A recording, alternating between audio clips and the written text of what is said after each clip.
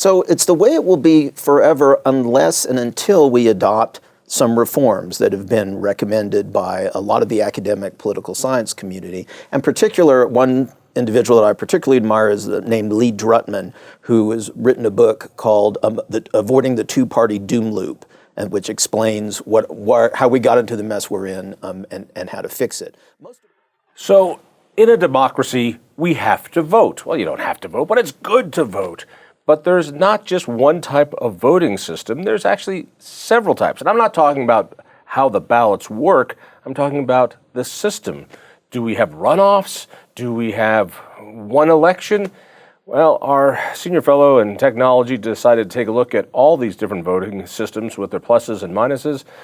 Barry Fagin, thanks for being here with us. Thanks. All right, My pleasure. You put together something. Let me do this one. You did a report comparing approval voting, ranked choice voting, regular voting. These are wonderful terms. Nobody knows, So yeah, and that's a shame. I know that, for instance, when we vote for president here in Colorado, or let's do it governor, whoever gets the most votes becomes governor. That's not so bad. I get that. There could be a lot of candidates, but the guy who gets it wins. However, in the city and county of Denver, to become mayor, you have to get 51% of the vote, which means sometimes there's a runoff. Why? What's the deal? Yeah, so that's just kind of how things work out. What people don't seem to realize is that the two-party system in our present electoral system is actually very unusual. It has to do with our history. The founders were very smart, very thoughtful people, but this is probably the one thing that they didn't quite get right. We have a first-past-the-post system, which means, as you say, whoever gets the most votes wins. And that tends to produce two-party systems. Why is that? I've always wondered about that, because in the United States, we've always gravitated to two parties. Now, the parties haven't stayed the same. Often they split and a different party comes in. Yep. I mean, we got 25 different parties, but we have two national major parties. Is that the way it's going to be forever?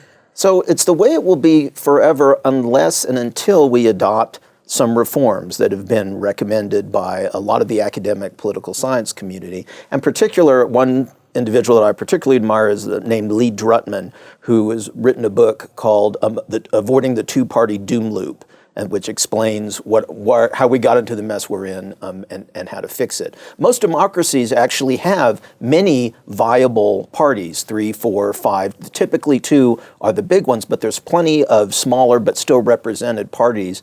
And just because the founders adopted our first-past-the-post system, we don't have that. Hold on, past the post. Yeah, so that means that's what it's called. So that just means whoever gets the most votes wins. 500 candidates.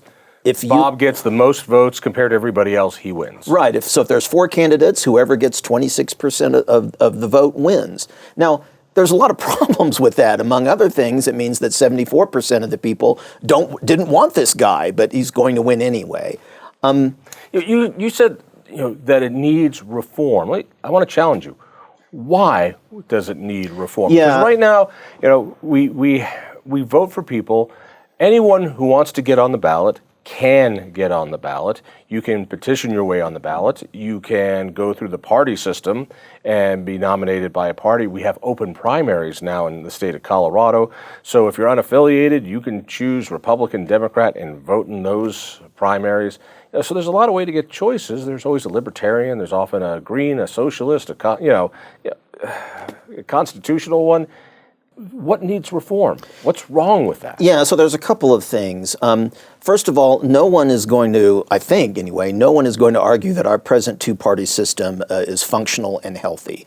At the moment, there's rabid distrust, blatant power grabs. If one party proposes something, then the other one opposes it. The only purpose now, it seems to me, for people in the major parties, for people to run, and what the major parties' goals are, is to take and hold power, as opposed to obtaining a real national consensus on how to move forward. It didn't used to be that way. Yeah, you say that this is terrible, but we've had two-party systems, and and it's been a good check and balance.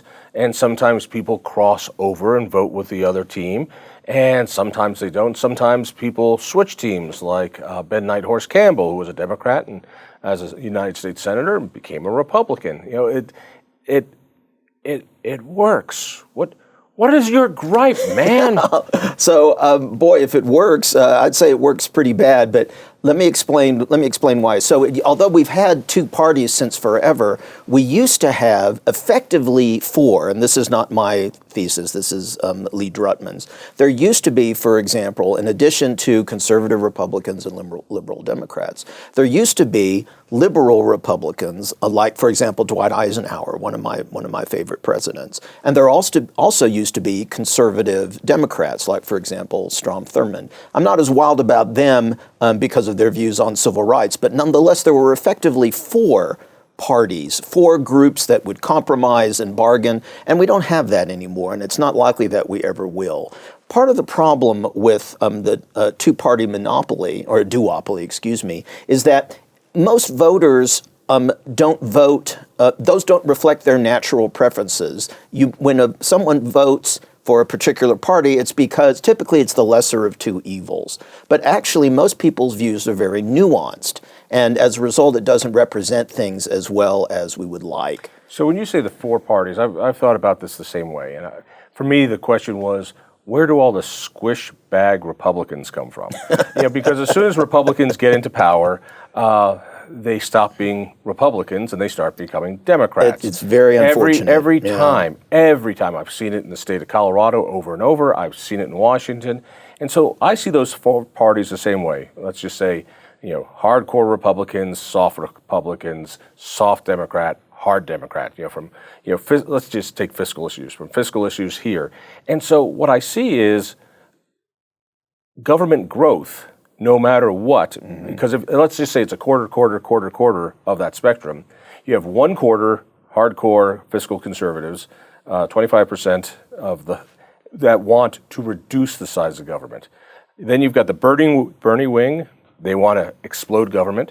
You kind of have the Hillary wing. They want government to grow at a little less pace than these guys. Then you have squishy Republicans who want to grow just a little less, even maybe a little bit more, but less than those guys. But 75% of them want more government. 25% want less government.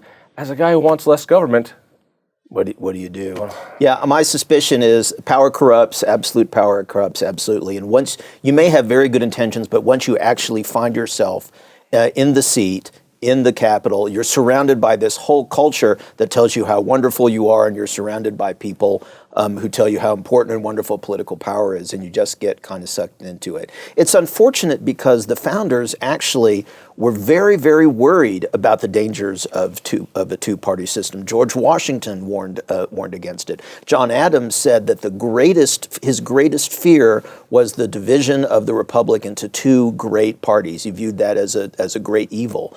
James Madison talked about two parties that were rooted in physical locations, that were rooted, one in the country and one in the city, and how they might decimate each other, or how it would be difficult to constrain the natural war between them. And he could be talking about rural Republicans and urban Democrats today. Yeah, so it really could be. It's all right. So if you don't like this past the post system, you egghead academic, then what do you want? Right. So I'd like things to be better. And of course, it's not just me. It's political scientists all over the spectrum. Now, speaking personally, my views are not well represented by the two-party system because I am socially tolerant. I am not interested in the government regulating people's lives in a way that some conservatives would like to see. But I'm also, on economic issues, I'm fiscally conservative. That is, I want lower taxes and lower spending. I want a government that stays out of your bedroom and out of your pocketbook as much as possible. I believe that, as Jefferson said, the natural tendency of government is, is for government to expand and liberty to yield, and you've talked about that as well. So that's one reason why I'd like more opportunities to see my views represented, because at the moment neither party really represents them as well as I would like. Give me a couple of other systems. Sure. We mentioned in Denver you have a runoff system. So whoever becomes mayor, at least half the voters, 50% plus one voted for him. Mandate, you got a majority. But then you have to run a second election, which happens all the time in Denver. That's another cost, it's another election. But at least you get one winner. There's a playoff system. It's the NFL going to the Super Bowl. So there's a couple of possibilities for doing things differently. One is something called approval voting, where there's many candidates on the ballot as who want, and you just say whether you like them or not. So if you can vote for as many as you like, you can say, I approve, I approve, I approve of however many there are. And if you don't, if you leave them blank, then you don't approve of them. And whoever gets the most votes that are approved, whoever gets the most approval votes or yes votes wins. So that's known as approval voting. Okay, now I've heard a lot about this, and it makes some good sense to me. The idea that on the ballot, let's say there's 10 candidates, and you vote for the ones that you will go, yeah, he'd be okay, and it allows you to vote for. It allows you to vote for the guy who you know is not going to win, but in your heart, if you're a communist, you get a vote for the actual communist and Bernie Sanders, the electable communist. Or if you're a libertarian, you could vote for the libertarian, but you realize he's not going to win, so I might vote for this Republican. He's my second choice. And you put all those ballots in, and whoever has the most wins. And that way, you get to express a larger range as a voter of what you approve of. So that's good. That's a big improvement over our present system, in my opinion. And it's also very simple. It's very easy. The problems that I see with approval voting are that, first of all, you may really, really like candidate A. You may think candidate A is going to win, but candidate B is an acceptable alternative who you might also like. But it turns out that since sort of everyone thinks like that, you may not approve of candidate B to make sure that candidate A gets in. And so that's tactical voting. And so as a result, that's called bullet voting, where you typically decide, all right, the heck with it, I'm just going to vote for the one candidate that I know is going to win and that I can live with. So and it turns out that seems to happen a lot. Kind of like when you play blackjack in Vegas, you have the little cheat sheet, and there's a tactical way depending on what you have. So in other words, if you like A, really, but you know he's not going to win, B is acceptable, but he has a better shot of winning. You might go, I'm not going to vote for the guy I really want because I want this guy to have proportionally more. I don't quite get the mathematics, but I'll take your word on it. Yeah. So that seems to be what happens in the instances where approval voting has been tried. Over time, it eventually degenerates into what's called bullet voting, where you just vote for one candidate. And because that's the one who you think is going to win, and it's the one that you could at least sort of stand. And that's why bullet voting, for example, it used to be used in the Dartmouth College Board of Trustees, and they eventually abandoned it because no one was getting a majority and everyone was bullet voting. Same thing is true with, I believe, UC, University of Colorado trustees also used to do it. So approval voting is simple, and you can vote for lots of different ones, but one of the problems with it is that it doesn't allow you to express your preferences in a more nuanced way. That is, you don't rank your choices. That is, you say, I approve of this and I approve of this, but you know what? You may really, really like this one, and you may not like this one. You may approve of this one only a little and this one a lot more, but still all you can do is say yes or no. And most people's views aren't like that. And so that's where the other system that I looked at comes into play, as something called ranked choice voting. Explain to me ranked choice voting, because it seems like it's not as simple as that, because there's a lot of different ways to interpret what the ranking system is. So actually, there's only one way to do it. That is, the algorithm that you do is well known. It's just more complicated, but that's the price you pay for being able to express your preferences in a more sophisticated way. So what happens is, let's assume there are 3, 4 candidates, and you rank as many of those as you like. That is, I say, candidate A is my first choice, candidate C is my second choice, and maybe you don't, B and D you think are equally awful, so you don't rank them at all. Or maybe, depending on the rules, you have to rank them all. That's up to the election commissioner and how that'll work. So maybe you rank as my first choice, second, third, and fourth. That way the guy who loses knows that nobody loves him. Right. Everybody put you down last. That's true. That is true. Well, someone has to be last, right? So, so that's one advantage of ranked choice voting right away, is that you can express your preferences in a more nuanced and presumably more accurate way. Now, so what happens? Then you tally everything up. If someone has more than a majority, 50% plus one of their first choice votes, then you're done. They're the winner. If not, if that doesn't happen, then the candidate who has the least number of first choice votes is eliminated. Thanks for playing, but you're Larry Loser, so you don't count anymore. And then whoever got the least amount for number one. Right. Okay. So that candidate's eliminated. But those people who voted for that candidate, their ballot still counts because presumably they made a second choice. So that second choice now becomes their first choice. But only on those ballots where the guy who has been yanked off, now we have to go back to that. That's correct. All right, so this is a process. That's right. Good thing there's computers, right? So, for those who have faith in computers. Fair enough. Yeah, understood. And so the process repeats. So one advantage, so in addition to being able to express your preferences, all voters in a nuanced way, for example, so you could vote your conscience. You could vote for your real favorite candidate, even if you don't think they have a chance, because then you have your second choice and your third choice are still in play. So then after the recounting, you ask the question again. Now who's got the most first choice votes? And if that's 50% plus one, then again, you're done. And one of the advantages of that is you don't have to hold a costly runoff. It's all right there. And that's why this is also known as instant runoff voting. Some of your viewers may have heard of that. But at the same time, you need a much better database of each ballot.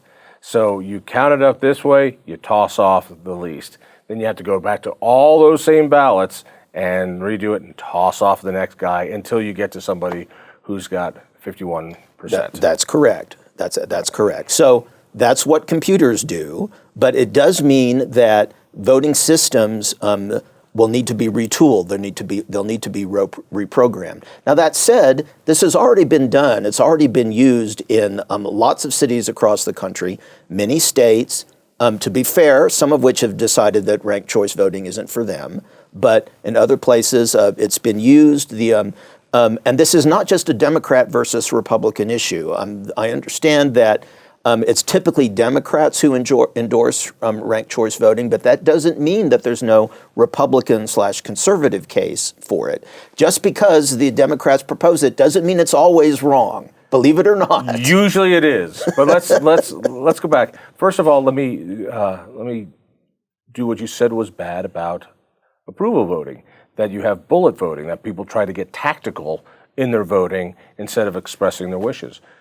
Don't tell me the same thing can't happen with ranked choice voting, which is, hey, I'm a libertarian, but I'm going to put the Republican that I can stand as number one, and then the Libertarian as number two, because this way it will help getting at least somebody, because I know the candidate I want won't win. Mm-hmm.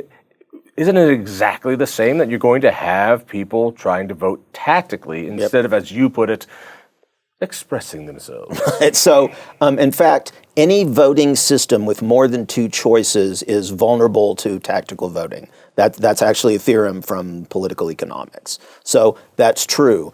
But to do tactical voting in ranked choice voting is very hard because it requires second order thinking. That is, you don't just think about what you want, you think about what the other voters are thinking about, and then try to sort of outmaneuver them. So yes, and ranked choice voting suffers from what's called a non-monotonicity property. Don't worry about that. It won't be on the exam? Right, it will not be. Okay. But it means that it's possible that even though you actually prefer candidate A, if you rank candidate B higher, that might actually help candidate A, for reasons that I go into in my paper, but it basically involves trying to knock out the strongest opponent for your preferred candidate first. So you can do that, but the mathematical nuances of that, it requires an awful lot of information or else a lot of lucky guesses on the part of a voter. So mathematically,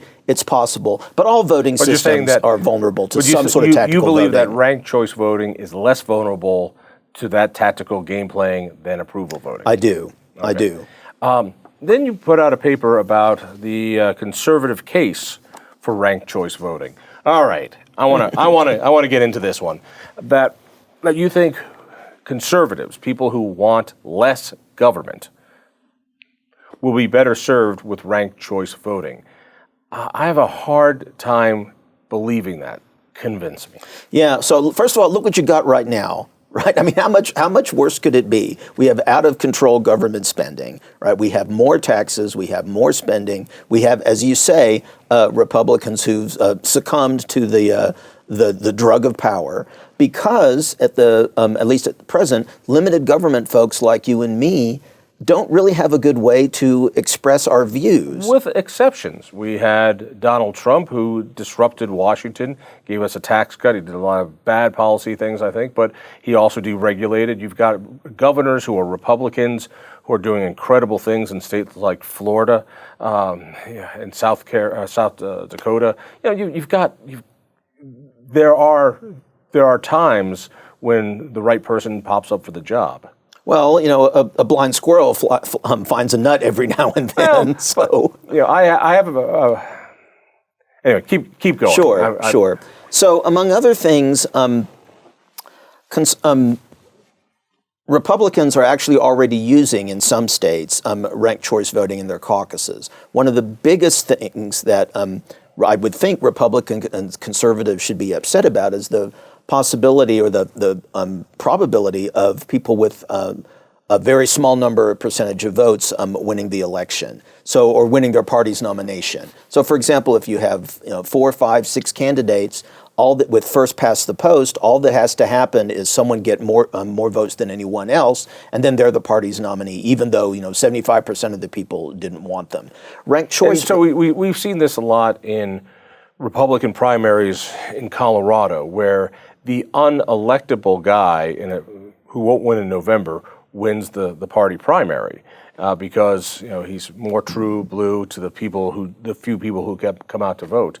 But that happens can happen on the left as well. Sure, and that's an important point to note because good political systems are party neutral. That is, they don't benefit either one party or another. They don't support one particular political philosophy over another. And I should be clear, for every election that a conservative lost because of ranked choice voting, I can also find ones where a conservative won.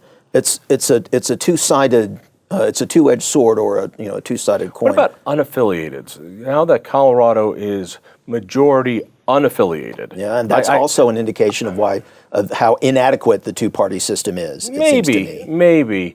By the way, I will never call them independents because there is an independent party. Not registering, not taking a stand doesn't mean you're independent. It just means you're unaffiliated. Mm-hmm. So, is this something that's going to help unaffiliated candidates? Because my sense is the real drive behind this is to get unaffiliated people elected. I personally think that would be a good thing for a variety of reasons, among other things because it gets more participation in the political process. People who might otherwise stay out because, gosh, I don't want more participation. I want government to shrink. So in that case, then, you and I and others have to do a much better job of getting the unaffiliateds, persuading them the government really needs to shrink because that's what promotes human flourishing. It's going to make Colorado and America better places to live. But absolutely, ranked choice voting, by providing more alternatives and enable people to express those alternatives, in my opinion, is a much better choice. It's a much better vehicle for allowing unaffiliated voters to express their views, more accurately.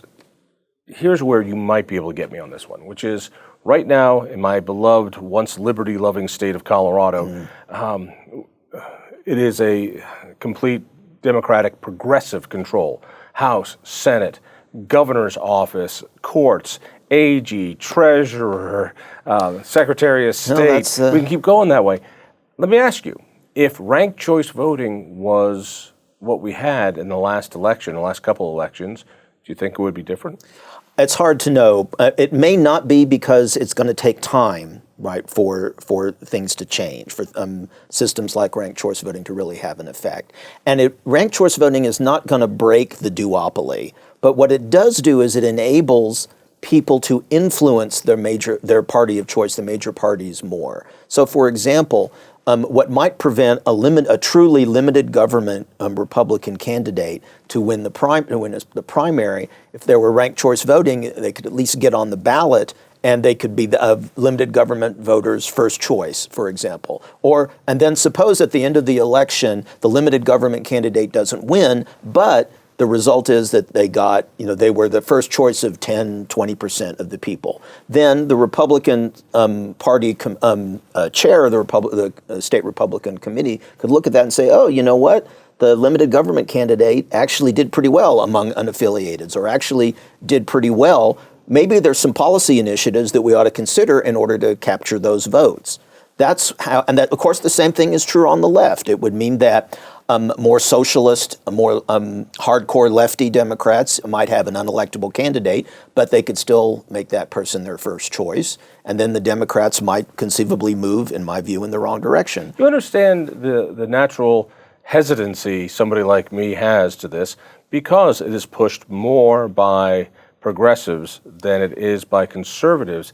If there truly is a case that we can get smaller government, that we can get more elected conservatives who will not raise taxes, not tell us how to live, not ban plastic straws, then you got me. And at this point, I might be willing to try it. That's a small step, but I think it's a good one, and people will try it and see. Very fascinating. If people want to read it, go to thinkfreedom.org. Both papers on ranked choice voting and comparing voting systems. It's really worth thinking about. There is a movement to make a change, and I don't like change. Barry, thanks so much. You bet. My pleasure, John. Thanks for having me. If you enjoyed that conversation, by all means, click one of these other great programs. We have the best conversations with the most fascinating Coloradans. And subscribe to our channel. Just click down below and hit that little bell button too. You don't want to miss a single show.